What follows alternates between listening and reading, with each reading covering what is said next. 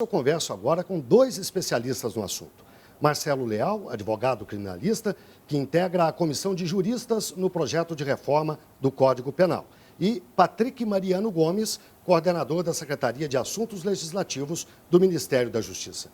Patrick, a gente pôde notar pelas respostas das pessoas que há um encaminhamento muito sério, muito forte no sentido do endurecimento de penas. Você acha que esse é o caminho que o Brasil deve seguir? Eu acho que a própria doutrina, o que se vem tendo de experiência com a prática penal no Brasil hoje, mostra justamente o contrário.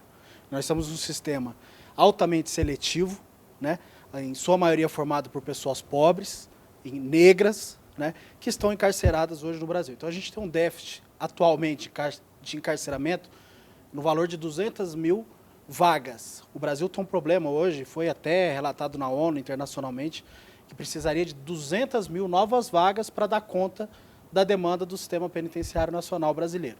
Então, tem que ser analisado sempre com muito cuidado essas mensagens que vêm do povo, porque elas devem ter, em toda a sua complexidade da ciência penal, devem ser levadas em considerações também outros aspectos. Por exemplo, essa realidade social do encarceramento, o que vem ditando a doutrina brasileira, a doutrina internacional, que vai no sentido um pouco contrário, com todo respeito à opinião do povo.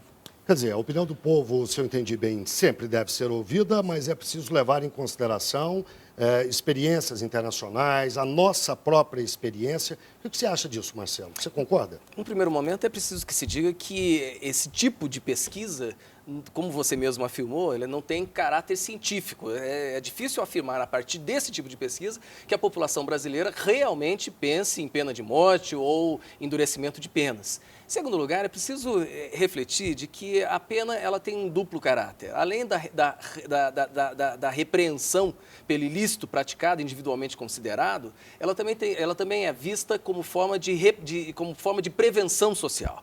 E o que refreia a criminalidade, definitivamente, não é a gravidade da pena, é a certeza da punição.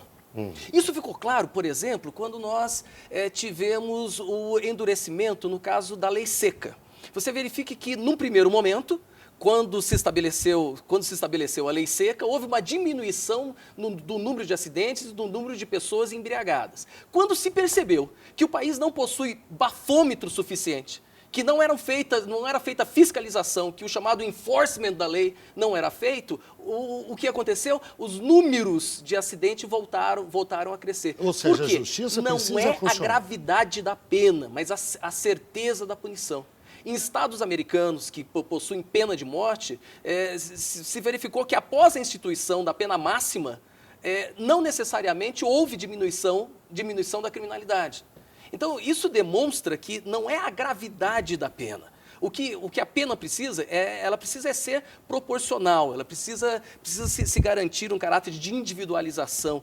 Eu fico preocupado quando se fala que 30 anos de encarceramento máximo é pouco, porque não 30 anos nas prisões brasileiras é muito tempo. Em qualquer prisão é muito tempo. Mas em especial no regime prisional que nós temos no Brasil. Patrick dizia de um déficit de 200 mil vagas. Nós somos o quarto país mais encarcerador do mundo.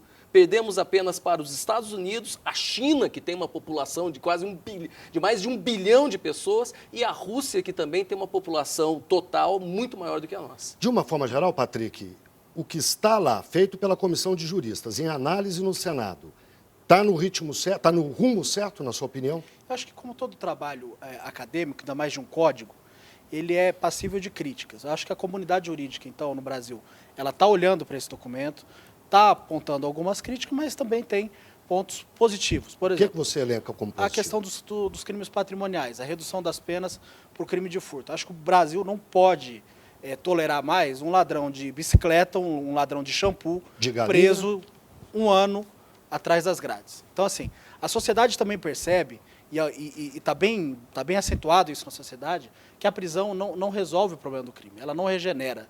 A questão é o quê? A aplicação de penas alternativas. Você tem penas alternativas que tem sido um sucesso, a própria justiça restaurativa, você tem experiências riquíssimas em vários estados brasileiros do trabalho. Inclusive, uma das entrevistadas falou, olha, o preso tem que trabalhar, o preso tem que estudar. Recentemente o Congresso aprovou a remissão da pena por estudo. Então são medidas que caminham assim, para uma maior racionalidade do sistema, mais adequado com o Estado Democrático de Direito. A gente tem que mais avançar. Moderno e mais eficiente. Exatamente. Então, a parte dos crimes patrimoniais, a redução das penas, eu acho que isso foi positivo. Por outro lado, você tem alguns pontos críticos e tal.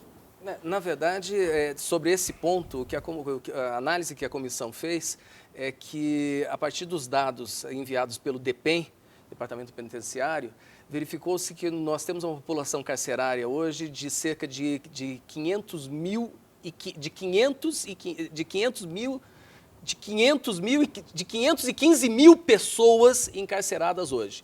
Dessas 515 mil pessoas encarceradas, cerca de 15% estão presas por furto simples, furto de shampoo, 75 mil furto de um pouco menos, cerca de 68 mil pessoas, portanto, em torno de 13%, 14% da população carcerária. Não precisariam estar lá enchendo as prisões e poderiam ter uma pena alternativa. Na verdade, é preciso se fazer... O Benjamin Disraeli, que foi primeiro-ministro inglês, costumava dizer que existem 3 tipos de mentiras, né? E uma delas é as estatísticas. Mas dentro desse número, existe um grande número de reincidentes. Muito obrigado aos dois pela participação e uma boa noite.